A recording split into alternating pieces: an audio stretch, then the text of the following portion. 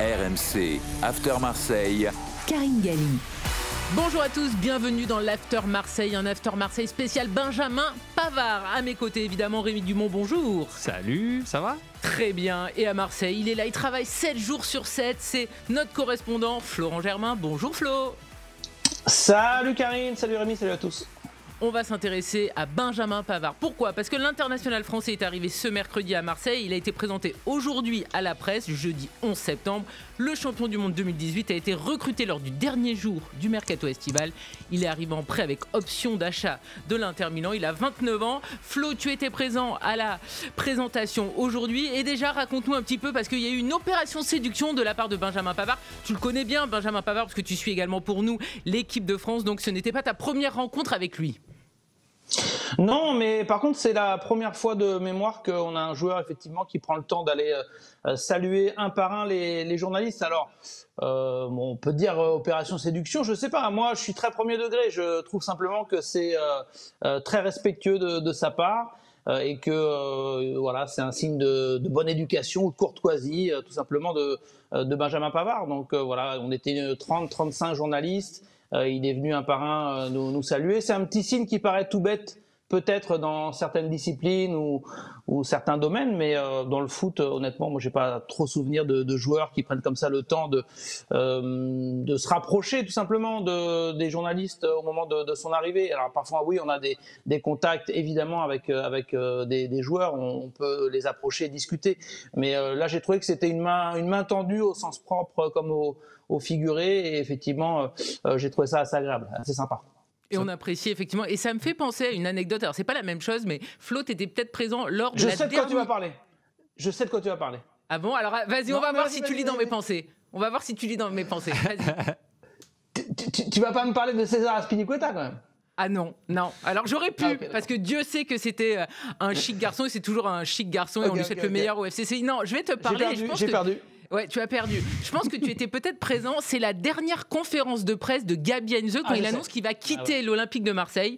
Et je me souviens que tous les journalistes, on s'était levés et on l'avait applaudi. Et c'est un moment qui m'a marqué, parce que Gabi Heinze était un immense professionnel. Tu me contrediras pas, Flo. Il avait une belle relation. C'était un joueur qui a apporté à l'OM. Et tout le monde s'était levé naturellement pour l'applaudir. Donc c'est un peu le sens inverse de l'histoire avec Benjamin Pavard. Mais c'est des moments forts. Et voilà, c'était une petite année. Tu t'en souviens ? Tu étais présent ? Oui, je m'en souviens, j'étais présent. Effectivement, il y avait eu beaucoup de classe de sa part, donc ça méritait des applaudissements. Et même Jean-Claude Dacier a applaudi parce qu'il a laissé sa dernière année de contrat. Donc le président de l'OM était ravi. Tu m'étonnes. Il était là, vamos Gabi, vamos. Effectivement, donc des moments élégants et chics, il y en a dans le foot. On va parler donc de ce retour en France après 9 ans passés à l'étranger. On va écouter justement Benjamin Pavard. Marseille, ça ne se refuse pas. Quand j'ai su l'intérêt de l'Olympique de Marseille, dans ma tête c'était clair et net. Je voulais rejoindre ce projet ambitieux. Aussi jouer au Vélodrome, j'ai déjà joué une fois avec Lille, mais voilà, jouer des guichets fermés, jouer avec des champions, avec Marseille, avec ce public, cette ferveur qu'il y a. Je pense qu'en tant que footballeur, c'est des émotions à vivre. Marseille, ça se refuse pas. C'est quand je vois les infrastructures, c'est magnifique. L'ambiance est top, les supporters ils sont toujours là au rendez-vous. J'avais besoin de vivre aussi des émotions, me rapprocher aussi, comme je l'ai dit aussi, de ma famille, retourner en France, parce que je suis parti très jeune. Donc tout est fait pour que je sois heureux ici. C'est intéressant à écouter parce que, évidemment, dans les arguments qu'il donne, ça se faut, évidemment. Après, j'imagine mal dire, non, j'ai eu, par exemple, j'ai aucune info, mais j'ai eu, je sais pas, moi, le Real Madrid, mais en fait, Marseille, ça se refuse pas. C'est une phrase qui, je trouve, de footeux, qui dit, voilà, Marseille, ça se refuse pas. Alors, c'est vrai, il y a un contexte particulier, une ferveur particulière. Maintenant, faut pas oublier qu'il dit qu'il avait besoin d'avoir des émotions. Je pense qu'avec l'Inter, il en a eu. Avec le Bayern, il en a eu. Notamment au niveau aussi des supporters. Il y a une fanbase importante du Bayern Munich partout dans le monde, pareil pour l'Inter. Donc évidemment, il ne va pas dire que Marseille c'était un second choix ou quoi, mais j'ai hâte de voir ce que ça va donner vraiment Benjamin Pavard à l'OM. On en reparlera et tout de sa position, tout ça, mais en même temps, il a 29 ans. Revenir en France après avoir fait quasiment une décennie à l'étranger, ça se comprend. Il est aussi, parce qu'il l'a dit dans la conférence de presse, que sa femme était marseillaise. Donc voilà, on peut comprendre le personnage, mais pour l'instant, moi, il n'y a rien qui me titille plus par rapport au discours d'autres recrues qui sont arrivés en disant la même chose. Flo, c'est un sacré challenge quand même pour lui, parce que finalement la majeure partie de sa carrière s'est faite à l'étranger. Alors on le connaît, nous Français évidemment, parce que c'est un joueur de l'équipe de France, mais il a quitté Lille très tôt. Quand tu joues à Marseille, tu as plus de coups à prendre que dans certains clubs, donc voilà, c'est un gros challenge pour lui. Moi, je l'ai senti assez déterminé là-dessus. Après, c'est vrai qu'il y a peut-être des phrases de circonstance quand on signe à l'OM, mais le fait de retrouver le public français, qui a eu un attachement particulier, évidemment lié à 2018 avec Benjamin Pavard, et puis lui, peut-être un petit peu le mal du pays à un moment donné. Alors oui, l'OM, effectivement, quand tu viens de passer des moments assez intenses, notamment plus récemment avec l'Inter, ça peut être sportivement considéré comme une régression, mais bon, il y a un homme qui a beaucoup compté, c'est Mehdi Benatia, et ce qu'on a compris très clairement dans ce qu'a dit Benjamin Pavard, c'est qu'il a été convaincu par le directeur du foot de l'OM. Il a trouvé les mots sur son importance, son expérience, sur ce qu'on appelle le projet dans le football. Alors après, effectivement, ça peut faire sourire parfois parce que on a un club qui est un peu instable, mais malgré tout, lui semble être déterminé à apporter sa pierre à l'édifice à cette aventure olympienne. Donc je pense que le fait qu'il arrive avec le sourire, etc., et les mots qu'il a employés, c'est pas uniquement de circonstance. Je pense qu'il est vraiment déterminé à retrouver la Ligue 1 dans un club qui compte. Et il porte un joli numéro, le numéro 28. Clin d'œil à Spilicueta parce que c'était son numéro à l'Olympique de Marseille et dans tous ses clubs, parce qu'il est né un 28 août. On va parler d'une chose très importante, c'est évidemment son positionnement. Pavard, c'est simple, il est prêt à jouer partout. On l'écoute. C'est pas moi qui décide quel poste je vais jouer. Moi, je suis à disposition du coach. Je suis très polyvalent. J'ai même joué à Lille des matchs au milieu de terrain, donc je joue un peu partout. Mais voilà, dans une défense à 3, à 4, défense centrale, arrière droit, voilà, je suis à disposition du coach et aussi de l'équipe. Flo, on va parler longuement de son positionnement, c'est très important. Alors évidemment, il fait le joueur parfait, c'est normal, il n'impose rien, il n'a pas à imposer quoi que ce soit, c'est le coach qui choisit. Mais on se pose tous cette question, quelle est la meilleure défense possible pour l'Olympique de Marseille? Quelques chiffres, cette saison, c'est 4 buts en 3 matchs encaissés par l'OM, 0 clean sheet. Et l'an dernier, c'était déjà un souci, le secteur défensif. Sur la saison 2024-2025, l'OM avait encaissé 47 buts, seulement la 9e défense de Ligue 1, alors que l'OM avait terminé 2e du championnat. Pour toi, on se dirige vers quoi? On sait qu'il y a également Aguerd qui a signé, Medina qui va enfin pouvoir jouer avec l'OM, donc on pense tous potentiellement à une défense à 3, Pavard, Aguerd, Medina. Est-ce que sur le papier, tu penses que c'est ce qui pourrait correspondre de mieux à l'OM de De Zerbi? Je pense qu'il va un petit peu tester les deux, Roberto De Zerbi, parce que après tu dis oui, 3 axiaux avec Medina, mais je pense qu'il ne faut pas tirer un trait sur Léo Balerdi non plus. Et d'ailleurs, ce jeudi, on a évoqué le cas Léo Balerdi avec Roberto De Zerbi. Bon, il a quand même expliqué que si ses performances le poussent à le mettre sur le banc, il le fera, mais que ça restait un capitaine et un leader défensif dans son esprit. Moi, je pense d'ailleurs que s'il y avait une défense à 3, Balerdi aura vraiment aussi un coup à jouer, parce que du côté de l'OM, on est persuadé qu'entouré de joueurs d'expérience, il sera bien meilleur que ce qu'il ne l'est en début de saison. Donc, parenthèse Balerdi refermée. Honnêtement, c'est un point d'interrogation. Pour moi, effectivement, l'effectif actuel, il te donne presque envie de voir une défense à 3 axiaux. Ça, je le reconnais. Après, il faudra voir dans quelle mesure il y aura les pistons nécessaires, parce que Murillo peut faire le taf à droite. Emerson Palmieri à gauche, il est aussi bien dans une défense à 4. Donc Timothy Weah par exemple peut jouer ce rôle de piston. Je pense que Roberto De Zerbi lui-même n'a pas réponse encore à cette question, mais ce qui a été une nouveauté en tout cas en cette veille d'OM Lorient, c'est que là où il y a, je sais pas, même pas 3 semaines, il était catégorique, Roberto De Zerbi, sur le fait de repartir sur une défense à 4 parce qu'il estime que c'est plutôt son dada et son système. Bah là, il a ouvert la porte à une défense à 5 et il a dit qu'il s'adaptait toujours à ses joueurs.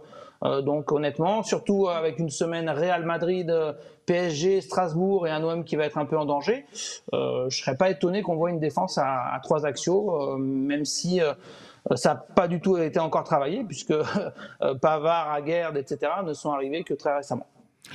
Dans cette conférence de presse, c'est vrai que De Zerbi a expliqué qu'il avait évolué, notamment il a pris l'exemple de Brighton, il avait commencé la première année avec une défense à 4, il est passé après une défense à 3. Évidemment, quand tu es coach, tu fais en fonction des profils de tes joueurs. Pour toi, Rémi, qu'est-ce qui serait le mieux vu les profils des joueurs? Marseille avait un problème en défense, ils espèrent l'avoir réglé avec 2 joueurs expérimentés qui sont arrivés en fin de mercato, Pavard et Aguerd.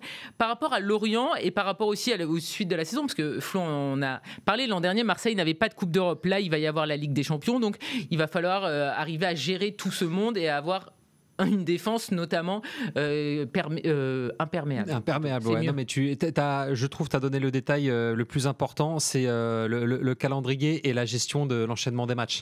Sur le papier, il a les outils pour jouer avec une défense à 5, ou en tout cas une défense à 3, suivant comment on se place. Je me dis qu'en restant une défense à 4, il a les ressources nécessaires pour durer sur le temps. Parce que si il joue avec 3 défenseurs centraux, s'il y a une blessure, il devra peut-être un moment repasser à une défense à 4. Donc par rapport à ça, avec l'enchaînement des matchs, les suspensions, les blessures et puis aussi les trêves internationales qui mine de rien vont vite revenir aussi, parce qu'il y en aura une en octobre et une en novembre, en plein d'ailleurs milieu des Coupes d'Europe. Donc ça dépendra aussi des différents résultats qu'il aura en Coupe d'Europe. Mais au-delà de ça, je me dis que Roberto De Zerbi, c'est vrai, il ment pas quand il dit qu'il s'adapte, puisque la saison dernière, on l'a vu après la défaite face à Auxerre à domicile en novembre, il avait changé de système, il était passé là au 3-4-3, c'est ça, Flo, si je dis pas de bêtises, alors qu'avant il était plus en 4-2-3-1 ou 4-3-3. Il était revenu en fin de saison dernière en 4-3-3 aussi, me semble, suivant les matchs. Peut-être effectivement que contre Lorient, qui entre guillemets, comme le disait Flo Germain dans son article à retrouver sur rmcsport.fr, sur le papier c'est peut-être un match plus abordable que le Real Madrid, ça c'est sûr. Donc c'est peut-être aussi là où il faut tester. Puis il faudra voir aussi les conditions dans lesquelles reviennent les joueurs internationaux de cette trêve, parce que Murillo est revenu très tard de sélection. Donc là, ça va vraiment être, je pense, au cas par cas. Et il va faire, entre guillemets, plus, je pense, par défaut que ce qu'il aimerait, suivant la condition physique des joueurs. Flo, l'an dernier, l'OM a souvent joué avec des défenseurs qui n'étaient pas des défenseurs. Ils ont dû dépanner, que ce soit le cas avec Kondogbia, que ce soit le cas avec Rongier. Cette saison, on a l'impression qu'avec ce recrutement, on va échapper à du bidouillage. Pour toi, qui pourrait être le taulier de cette défense? L'an dernier, on disait que c'était Rulli parce que le gardien a fait une bonne saison et parce qu'il y avait des soucis en défense. Au niveau des joueurs de champ, par rapport à la ligne de derrière, pour toi, qui a le plus le profil d'un taulier à l'OM? Pour moi, c'est Naïef Aguerd qui, par son expérience, voilà, sa classe, sa sérénité, et puis en plus il est en forme physiquement. Lui vraiment là, en plus il a joué avec le Maroc, il a été préservé lors du second match, donc je pense qu'il a tout à fait le profil pour s'intégrer tout de suite. Sans tarder dans cette équipe. Donc peut-être Naïef Aguerd, même si je suis tenté de dire que Benjamin Pavard, par le fait que il a cette expérience, ce vécu, et aussi le fait de connaître malgré tout le contexte. Roberto De Zerbi disait c'est important d'avoir aussi un Français qui maîtrise peut-être un peu plus les codes du championnat de France, de la Ligue 1. Alors évidemment, il l'a quitté depuis longtemps, mais il sait que Benjamin Pavard, et lui-même l'a confirmé, qu'il avait toujours un œil sur le championnat de France. Et donc, je pense que tu peux t'intégrer peut-être plus rapidement. Naïef Aguerd aussi l'a connu. Donc, ces deux-là, à mon avis, ils vont faire la maille. Et s'il y a une bonne entente entre les deux, on peut tenir les tauliers de la défense. Mais en tout cas, ce visage de l'arrière-garde, il a totalement été révolutionné. Et donc, il y a des places à prendre, et ça va aussi se jouer, tu as raison, au leadership, au caractère que tu montreras dans un club qui est particulier, et une défense qui va souffrir en plus avec les échéances qui arrivent. Juste rappeler que Benjamin Pavard est frais, puisqu'il n'a pas joué lors du dernier rassemblement de l'équipe de France. Il a été appelé pour suppléer la blessure de William Saliba. Donc il a pu se maintenir en forme avec les entraînements quotidiens avec les Bleus. Et que du coup, là, il sera frais, contrairement à un Murillo, justement, qui est revenu tard. Après, je voulais juste donner des stats sur son positionnement. Un seul match Pavard, en Serie A, effectivement. Ouais, voilà, avec l'Inter contre le Torino, je crois, 5-0. Oui. Exactement. Et juste en termes de stats, il a joué 177 fois défenseur central, Benjamin Pavard, contre 146 fois à droite. Moi, je pense plus qu'il y vient pour jouer, mais ce n'est que mon avis, en tant que défenseur central, mais que si un jour il y a un blessé ou il y a une suspension, il pourra faire l'affaire évidemment en tant qu'arrière droit. Et on vous le rappelle, vous suivez l'After Marseille avec Rémi Dumont et Flo Germain. Messieurs, juste un petit mot parce que finalement, il a très vite évacué cette question par rapport à l'équipe de France. Il n'a pas du tout dit, voilà, moi je viens à Marseille pour arriver à me refaire une place en équipe de France. Je sais que Didier Deschamps, ancien joueur, ancien entraîneur de Marseille, a un regard particulier sur les prestations quand on joue dans ce club. Il l'a très vite évacué, il n'a pas voulu s'embarrasser avec ça. Enfin, moi c'est comme ça que je l'ai perçu, Flo. Je suis assez d'accord. Il a surtout dit qu'il n'a pas choisi l'OM pour être plus exposé parce que voilà, c'est vrai que Marseille c'est un club médiatisé qui en plus joue la Ligue des Champions. Il a quand même rappelé qu'à l'Inter, quand tu fais finale de Coupe d'Europe, de C1, que tu es dans un gros club, surtout vu comment fonctionne Didier Deschamps, parce qu'à la limite, Deschamps est plus sensibilisé à un joueur qui au quotidien évolue dans un top club européen capable de se battre en plus pour la gagner, la C1, que l'OM qui est un grand club mais qui n'est pas dans ses standards du Bayern ou de l'Inter, soyons très clairs. Donc il a dit que c'était un objectif, la Coupe du Monde, il s'en est pas caché. Il était en plus, on a pu le constater, tu l'as dit, lors du rassemblement, très, très heureux, très épanoui, enfin. J'ai eu l'occasion d'aller à Clairefontaine entre les deux rendez-vous face à l'Ukraine et l'Islande. On voit un joueur qui est dans son élément. Donc ça compte aussi pour Deschamps qui a besoin de, entre guillemets, remplaçants qui vont se fondre dans le groupe et qui sont plutôt appréciés. Donc il a un coup à jouer, il le sait. Pour ça, il faut faire des performances et frapper à la porte avec des matchs et du caractère, de l'expérience. Je pense que s'il fait une grosse saison à l'OM, il a des chances d'être aux États-Unis. Canada et Mexique à la Coupe du Monde. Ouais, juste rappeler aussi son parcours en équipe de France parce qu'il a perdu sa place lors du dernier mondial en 2022 où il a été titulaire au premier match contre l'Australie, puis ensuite il ne rejouera plus du mondial. Il avait été appelé en 2024, pareil pour l'Euro, mais il n'avait pas joué une seule minute. Et lors du dernier rassemblement aussi, il n'a pas joué. Moi, je mets quand même une petite pièce sur le fait qu'il voudra absolument jouer défenseur central parce que c'est son poste de formation et c'est celui où il se sent le mieux. Il a commencé milieu de terrain. Oui, c'est vrai. Mais en tout cas, c'est celui où il se sent le mieux parce que d'ailleurs, il l'avait dit à Didier Deschamps, il avait laissé croire que c'était ce poste-là qu'il voulait et puis arrière droit. Benjamin Pavard est le nouveau numéro 28 de l'Olympique de Marseille. On débriefe sa première prise de parole en tant que joueur de l'OM avec Rémi Dumont et avec Flo Germain.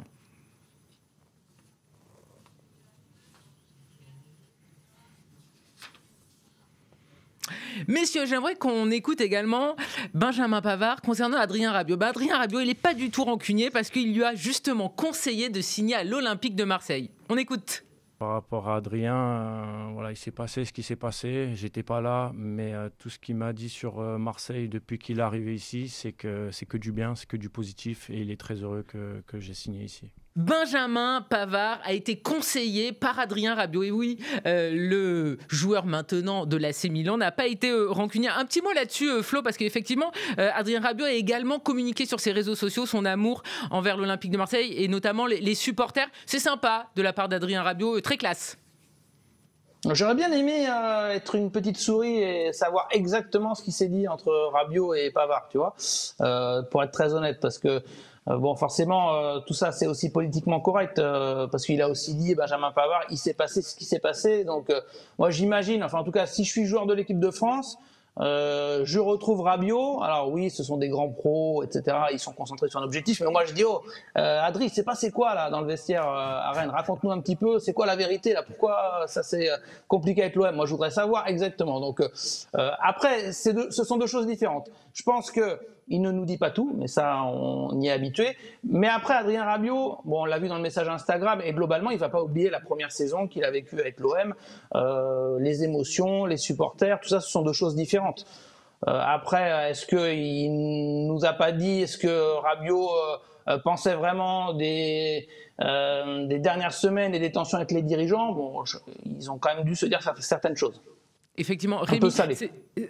c'est vrai qu'Adrien Rabiot est arrivé, il était sans club. Il avait décidé de ne pas prolonger à la Juventus. Là, c'est pas la même chose pour Benjamin Pavard, mais il y a quand même un besoin d'amour. L'Inter n'en voulait plus. L'Inter lui avait demandé de trouver un autre club parce qu'il fallait faire des économies. Et c'est en ça aussi où il y a quand même un parallèle, c'est qu'il a été très bien accueilli par les supporters marseillais. Les supporters marseillais, évidemment, ils ont envie à fond que cette histoire d'amour, elle fonctionne, qu'il fasse du bien à la défense, qui permette à l'OM d'aller haut en championnat et essayer de faire quelques résultats en Ligue des Champions. Oui, évidemment, parce que la saison dernière, c'était le 15e joueur utilisé en termes de temps de jeu à l'Inter Milan avec 2670 minutes. Donc, c'était pas un titulaire indiscutable. Donc, forcément, là, c'est, on va dire, c'est gagnant-gagnant puisque l'OM récupère quand même un joueur avec un sacré pédigré, que Benjamin Pavard arrive dans un club avec des ambitions, qui joue la Ligue des Champions. Ça lui permet de se montrer pour la Coupe du Monde 2026. Après, sur ce que disait Flo, pareil, je trouve ça aussi intéressant parce qu'il a dit en conférence de presse, Benjamin Pavard, que ses agents étaient en relation avec Mehdi Benatia depuis un certain temps.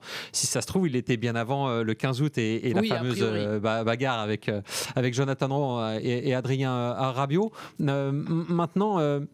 évidemment que Rabiot peut lui dire voilà, regarde-moi ce que ça m'a j'ai donné, fait. ce que ça m'a apporté. Voilà, il a fait son retour en équipe de France aussi, Adrien Rabiot, parce qu'il avait loupé la trêve de septembre et puis même celle d'octobre, il me semble, mais en novembre il était bien présent parce que voilà, il s'était remis en forme physiquement.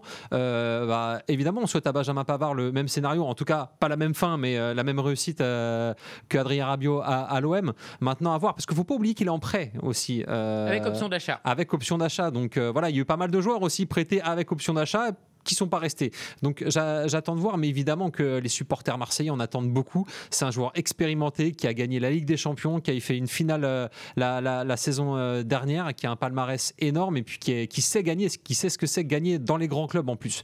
Donc forcément pour Marseille, c'est tout bénef. Et justement, il a été interrogé sur ce rôle dans le vestiaire. On écoute Benjamin Pavard. Par rapport à mon vécu, ça m'a aussi apporté dans le vestiaire mon expérience, que ce soit en dehors et sur le terrain. Et voilà, après j'espère que tout va bien se passer, mais que même si les jeunes ont des choses à me demander, des conseils ou des choses comme ça, ou même moi si je trouve quelque chose qu'on peut améliorer, c'est à moi aussi d'aller voir les joueurs et en parler. Et mon objectif c'est que Marseille soit au top niveau dans la durée et pas sur 1 ou 2 ans. Donc voilà, je viens ici confiant.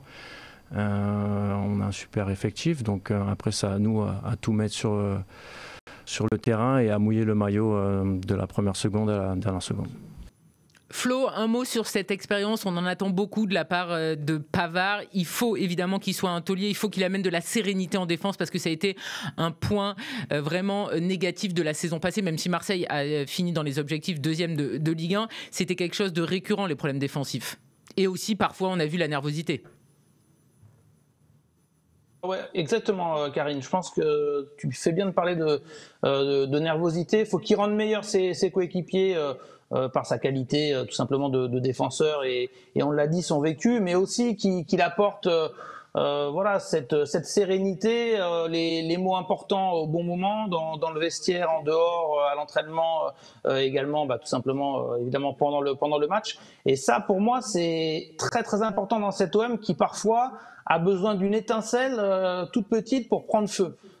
J'ai l'impression que c'est l'histoire de l'OM depuis assez longtemps, mais encore plus depuis une saison, là, avec un staff, un coach qui sont très à fleur de peau, qui sont dans un management un peu à l'émotion, et un Benjamin Pavard, Aguerd est aussi, même si ce sont de gros caractères, et un peu dans cette optique d'aborder les matchs avec un certain sang-froid. Donc pour entourer des Medina et Balerdi qui sont aussi empreints de cette grinta-là, je pense que c'est bien. Et Pavard, il va faire du bien en ce sens. Ouais, parce que, enfin, il a raison, Flo. Et puis en plus, Naïef Aguerd est qualifié avec le Maroc pour la Coupe du Monde, évidemment aussi pour la CAN. Donc quelque part, il peut voir venir la saison plus tranquillement. C'est pas comme s'il avait des matchs encore importants à jouer en sélection ou parfois mentalement, il peut être un peu déconcentré. Benjamin Pavard, évidemment, il faut que la France se qualifie. Mais c'est vrai qu'il a ce côté. Et d'ailleurs, on l'a vu en équipe de France où s'il joue pas, c'est pas grave. On va pas vraiment l'entendre râler. Maintenant, évidemment, il a ce côté cool et ce côté, j'ai envie de dire, bon copain, comme il disait. Il va pas hésiter à demander aux joueurs qui sont déjà là des conseils, et puis il va pas hésiter aussi à en donner aux jeunes. Je pense notamment à Daryl Bacola, à Robinho Vaz, qui sont en sélection française de jeunes, avec les U20 notamment. Voilà, je pense que ça peut être plus facile d'aller vers un Benjamin Pavard que par exemple vers un Pierre-Emile Hauberg, par exemple, par rapport à la génération. Merci beaucoup Rémi, merci beaucoup Flo pour donc, cette présentation de Benjamin Pavard, le nouveau numéro 28 de l'Olympique de Marseille. Et si vous aimez nos podcasts, vous pouvez vous abonner sur les différentes plateformes pour ne pas rater les prochains épisodes. After Marseille, c'est fini. RMC After Marseille.